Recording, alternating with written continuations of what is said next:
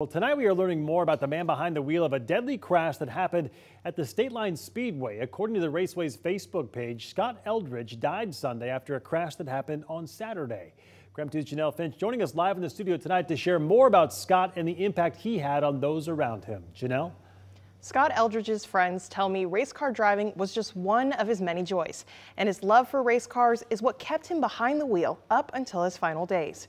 Tonight, I spoke with one of his friends who says race cars are what brought them together, but Scott's positive outlook on life is what kept them friends for over a decade.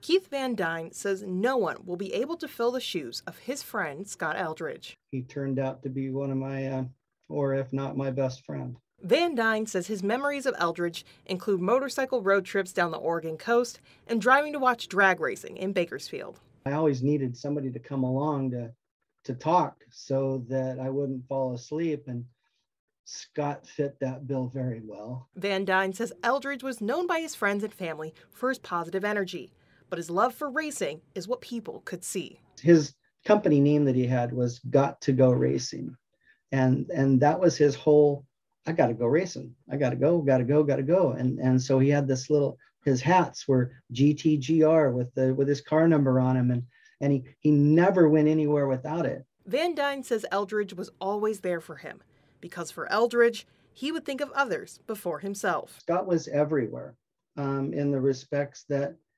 if he was in Spokane and you needed something here, and I'm in Vancouver, Washington, so it wasn't very long before Scott was here. He had his own agenda, things that he needed to get done, but people were more important to him.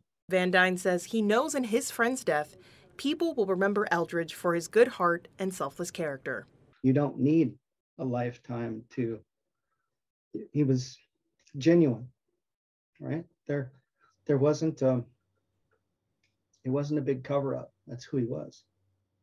Van Dyne says Eldredge's family is flying in from across the country and world to begin the next steps in honoring his life. He was a son, brother, and father of two.